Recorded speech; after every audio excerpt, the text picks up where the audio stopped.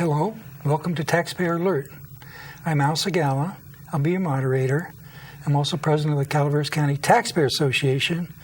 And these 30-minute programs are so exciting, we never know what's going to be said next. And we always have informed people, and we get the inside scoop of what's going on in the county. And it doesn't even cost you anything. Well, our guest this time is no exception. Leslie Davis, our assessor. And Leslie, welcome to our program. Thank you, Al. And it's a pleasure to be here. Yeah, you've been an assessor for, seemed like a long time now, and you seem to enjoy it. I do enjoy it. I don't think I've had more fun doing any other aspect of the work I've done over my career. I'm in my 9th year as assessor, and before that I was an appraiser, so I worked my way up through the ranks as an appraiser until I was the assistant assessor when Randy Metzger retired. The 2 years early of his term that was left to fill, I filled as the acting assessor, and then I successfully ran in 2010 and have been assessor since. Well, you've certainly done a good job, and also it's hard to keep up with all the things that are going on in the assessor's office, and I'm amazed that you can do this and everything runs so seamlessly, so smooth. And I've become aware that the departments have been having a rough time when there was cutback in employees. And a few department heads, including you, figured out ways to work with other departments to make it work, working together to get the job done. And this is, I don't know if this happens all the time, but it certainly made our county run better. Well, I think we're unique in Calaveras County. We're a small county. We're kind of by ourselves, being a small rural county, and we've got a really good relationship among department heads. We work well together. We're able to call one another and talk about an issue and try to resolve it before it becomes too big, if you will. And you're right. They have been challenging times. My entire 9 years have been challenging, and I'm delighted to hear that you think it's running seamlessly, because there are days that we don't feel that way. I remember seeing a cartoon of a duck in cross-section. The upper part of the duck was calm and cool, but under the water, its feet were going 90 miles an hour. And that's certainly how we feel. Well, you obviously enjoy the gold country, and you've been involved with many things in the past, including running for city council, I think, and you was on a planning commission. That's a pretty wide range of local government offices that you've been involved with. Well, those were in my younger years. So when I was young and had just moved to the city of Brentwood, I was on the city's planning commission for 2 years. I ran for city council in 1980 and lost by 1 vote. So when people talk to me about not needing to go to the ballot box and cast a ballot, I like to tell them that their vote actually does count. And following that, I was appointed by current State Superintendent of Public Instruction, Tom Torlakson. He was then the county supervisor in the county I lived. He appointed me to the County Planning Commission, where I served for 8 years. Wow, that's also a complicated job. It can be. Yeah. Well, I think the California Environmental Impact California Environmental Quality Act is complicated in itself. CEQA is, fortunately, during my tenure, it was still relatively new. It was less than 20 years old, so we were learning along with the planning staff. Yeah. And so it was a little bit easier. Now there have been more court challenges. There's more to keep in mind as you're rendering a decision. Yeah. One of the things I'd like to see would be a manual that would blend the CEQA with the U.S. Constitution, particularly property rights. And I think with some adjustment, we could have the community betterments and protection, and at the same time protect property rights of the property owner, who is really responsible. True. And someday I'll be able to find somebody that can do the research. I can't do it myself. I'm too old. Uh-huh. And then you're going to write a book. Yeah. Well, no, I'll help promote the book that person writes. Well, in your free time. Yeah. One of the things that one of the major issues in our county, we've been hit pretty heavily this last year, is the Butte fire recovery efforts. Do you have some thoughts on that? Well, I'm delighted to tell you that some 20 months after the Butte fire hit, my office staff has finally finished our analysis of the property values that were impacted by the fire. As you know, when there's a calamity of that magnitude, my obligation is to go in and look at each of those parcels to determine if the value should be reduced under the calamity reassessment. And we have a county code specific to that, as well as revenue and taxation code sections that are specific to that effort.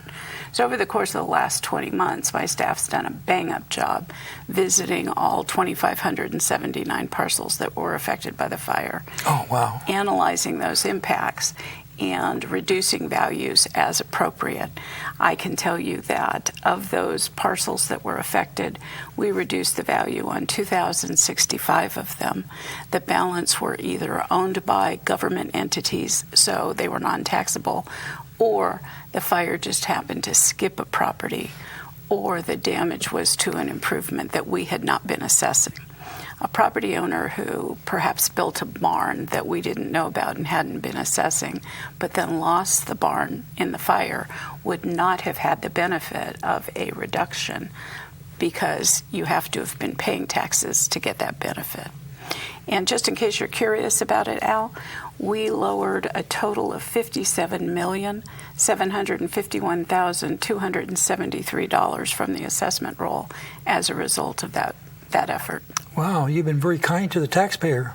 Well, now, I wonder, in doing that, would you be cutting off your arm? Because your money comes from the income coming in the county. Well, that's very true, but I think that it's important for everyone to understand that I can't consider that when I'm making a decision about what's right for the taxpayer. You've got to follow the law. I have to follow the law. The law says that we must reduce those values. And it's interesting that the law says the assessor must reduce the value, but it doesn't make the same requirement at the auditor side. The auditor does not have to refund on every one of those reductions if it's less than a $10 refund check. So some people will get letters from us saying we're lowering their value, but what they won't get is a refund as a result of it. Oh, I never knew that. Rebecca Callan is our auditor, and she also is an incredible administrator. She attended our last Board of Directors meeting with the Calaveras County Taxpayer Association, and she was scheduled for a half-hour update. It was an hour and a half, and we got an earful. She really knows what's going on, and she really helped us understand what was. So it was just great. We got to have her back on. We had her before. We'll have her again. If I don't do it, then Corey will. That's a good idea. Oh, by the way, Corey's one of our founders, founding director on our group. I'm aware of that. Yeah, he's not active right now, but we'll bring him in when we need him. And well, let me finish on Butte Fire before we head to another Butte Fire, topic. So property owners who have not received a letter from my department saying that we've reduced the value should give us a call. It's possible that we've missed them, but unlikely. I can tell you that I have been double-checking and triple-checking along with my staff to ensure that every property that was within the perimeter had been looked at and a note as to its status. So we're pretty sure we got them all. But nobody's perfect. There's a reason there's an eraser at the end of my pencil, and that's because I make a mistake now and again. So any property owner who thinks that we missed them should give us a call so we can double-check. I think a lot of people are wondering about this. There's been quite a bit of discussion in the Board of Supervisors about many buyers coming in buying property for cannabis and causing prices to go up. And as a realtor, that's my other job, I'm not sure I know that it has some effect, but I'm not sure exactly what it is because I don't. There isn't a category in the MLS for cannabis land, so we don't know. Do you know if there's any effect in your reevaluating those areas that seem to be have a larger amount of cannabis farms? Well, you touched on it a minute ago in terms of our staffing and the reductions we've had. And the reality is that When the fire hit, we were already working a backlog because of staff reductions. Right.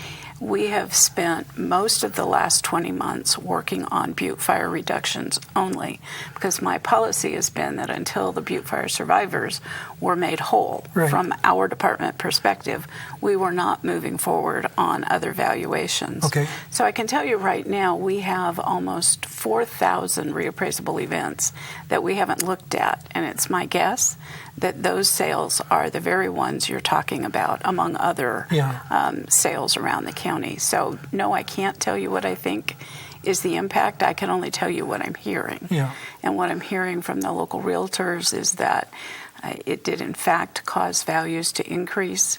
I have heard from local property owners that they're concerned that those sales will impact their property values. Right. And it's quite likely that that will happen. Yes. Oh, that's interesting. Now, the other issue is tree mortality. And so you're involved with that, too, because it has to do with values. That's true. Tree mortality is just another calamity for Calaveras County. We've had a rough couple of years, as you well know. First, we had the fire, and now we have the bark beetle infestation that started in the South State and has been gradually moving north. So the problem that we have now in that area, sort of at the 3,000 to 4,000 foot level and up, is those properties that have the pine tree susceptible to the bark beetle are having, did I say park? I meant bark beetle. It's okay. They're losing trees, Right. and that loss of trees, we believe, is having an impact on value. So one of the things that I did a couple of weeks ago is I sent an email to the Association of Realtors, and I asked them to send it out to their members so that we could gather information about the impact on the market. We got a copy of the letter. Good. Well, I'm disappointed I didn't hear from you. I didn't sell anything there. And I'm even more disappointed that, and I don't know the number of members of the Association of Realtors, but I've only had 3 responses. 2 of those responses were, we didn't sell anything affected by tree mortality. Right.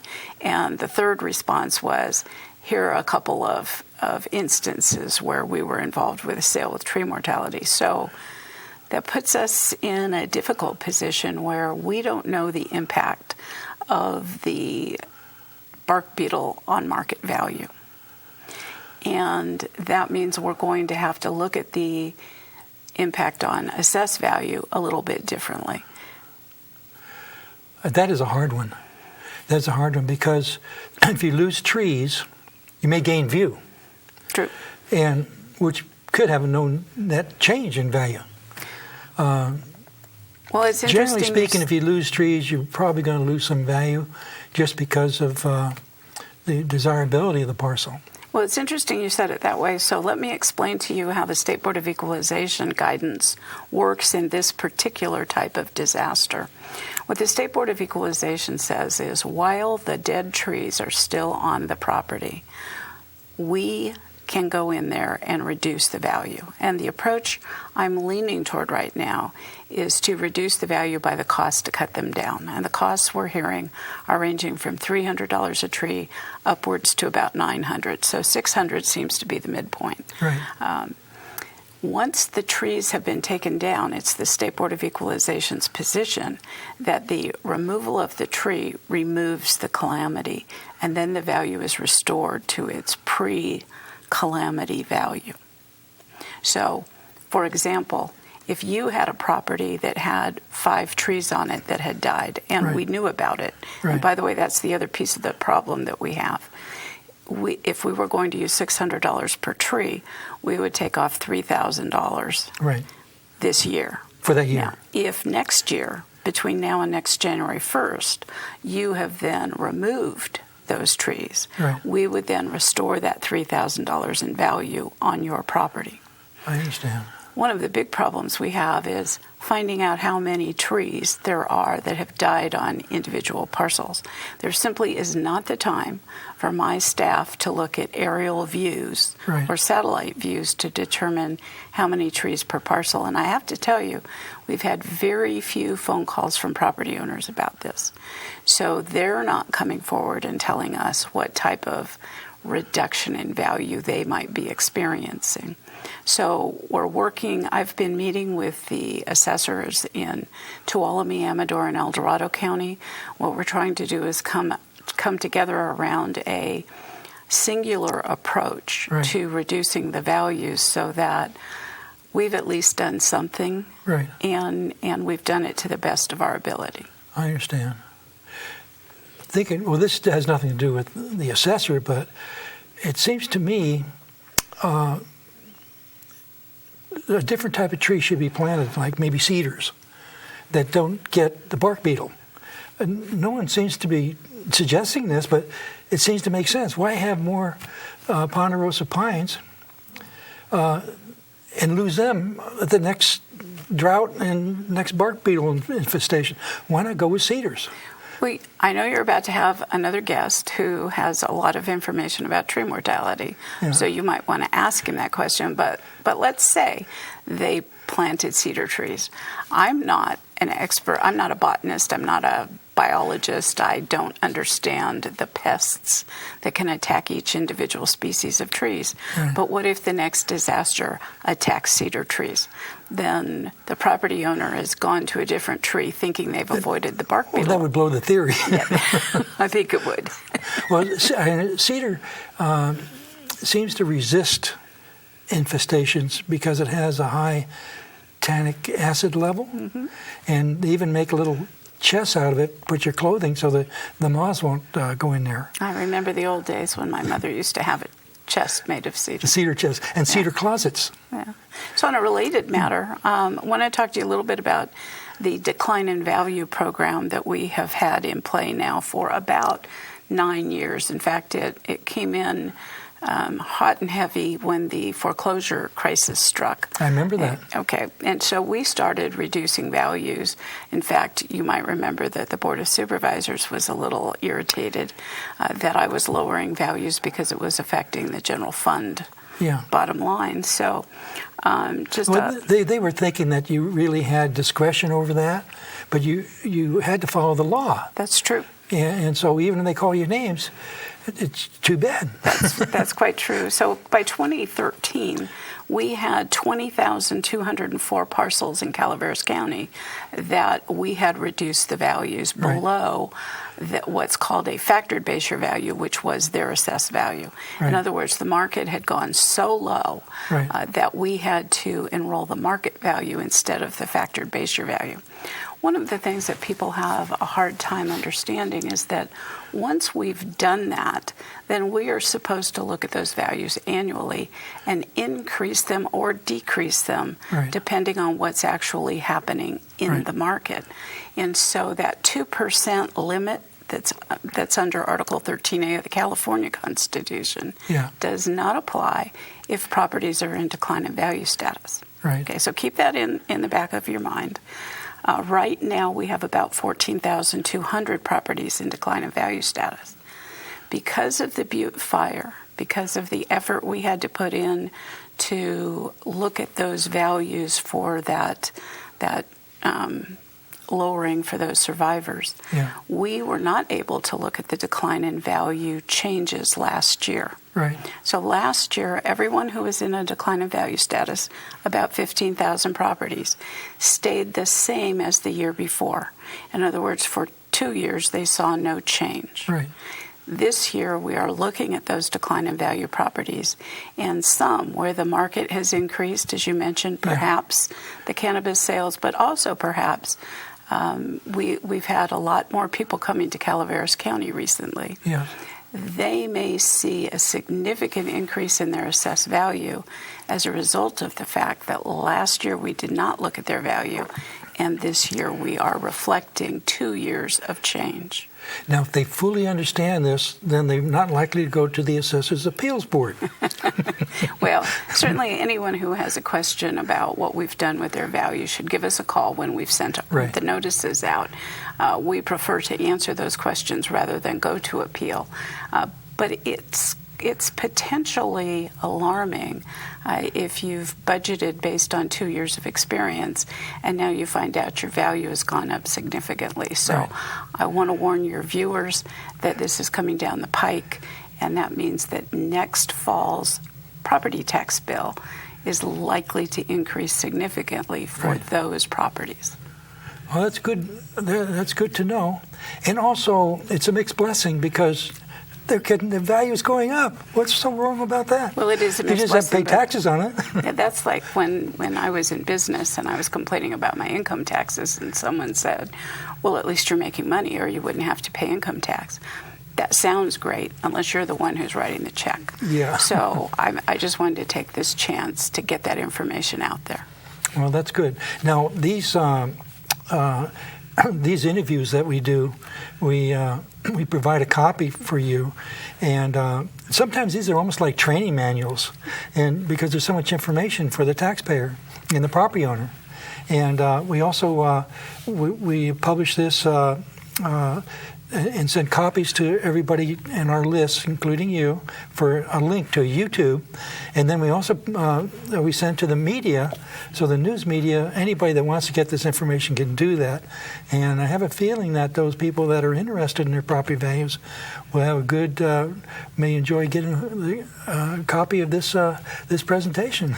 Well, we'll certainly look at the link to the video so that perhaps we can make that available to people. Yeah. Now, what are some other? Well, you've been so busy with the tree mortality and the fire recovery, but there's so much other things that you're doing that I guess you have to put a lot of that on hold. But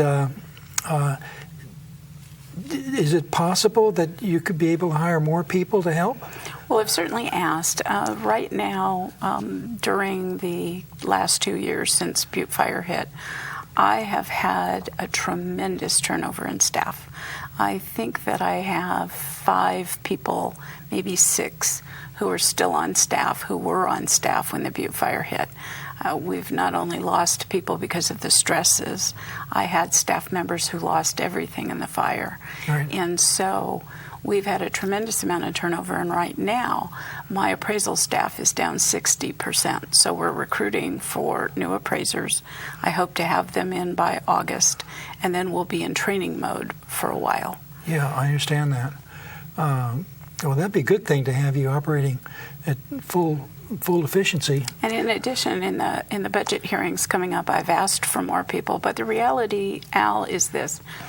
One of the ways that we would be able to fund those new people would be because the state was willing to step up and help. And it appears, based on the governor's May revise that he issued 2 weeks ago, that funding will not be there. As you may know, I'm the vice president of the California Assessors Association this year. Oh, I didn't know that. Oh, you didn't? Well, now I'm now telling everybody you. knows. Okay.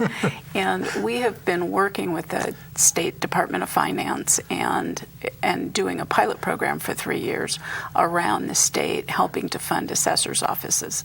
That has not been successful. So truthfully, I don't know where the money will come from. The county's budget continues to eke by, and we'll see how it goes. Do you think you've had so much experience with assessments and the law.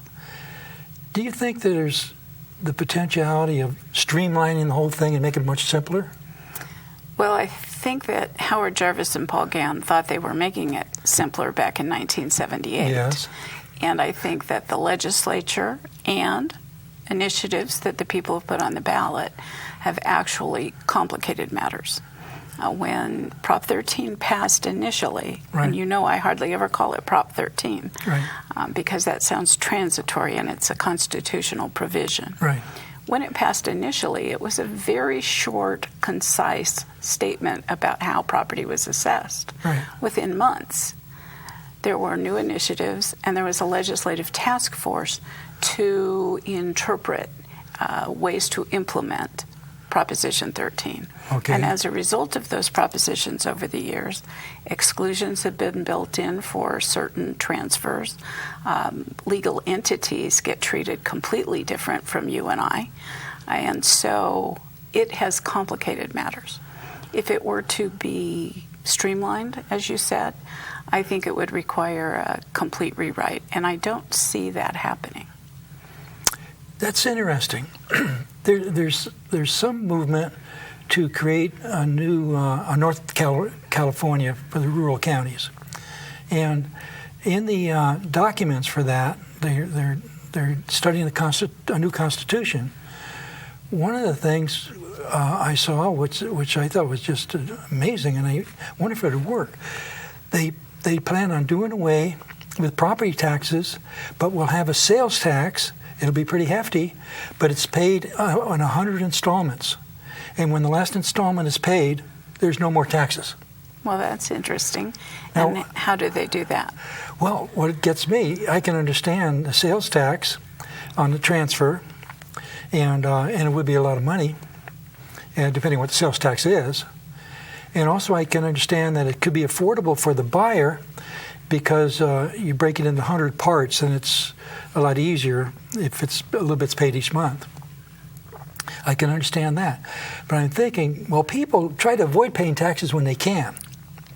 I've noticed that. I've noticed that in myself. Well, why not sell the property, just lease it? And less than 100 years, it's a legal lease. It's not considered a transfer. So probably there's going to have to be some monkeying with, if that law passed, there'd probably have to be the legislature figuring out how to make it work, like they're working on Prop 13. There'd be exemptions. Maybe leases would be considered transfers. I don't know. Well, there you have it. Somebody comes up with an idea. Right. Somebody comes up with a way to streamline it. But you've already come up with the workaround. And I have to tell you, there are some very bright attorneys in this world whose entire attention is on that type of activity. So it's hard to say. Well, they're trying to save their clients' money. Indeed. But I think as long as it's done legally and in a fair way, then it's probably okay. And not all attorneys are bad people. I've met some that are nice. I've met most who are nice. One of the things that of course we're all concerned with is what's happening overall with the county and all the other departments. I understand that the same problems that you encountered, the other departments are encountering, and one of the good news that we've discovered is that how well the department heads are working together. And we're almost out of time. And we want to thank you for being here, and we look forward to you coming again and giving us an update. Well, thank you for having me, Al. Thank you for watching Taxpayer Alert.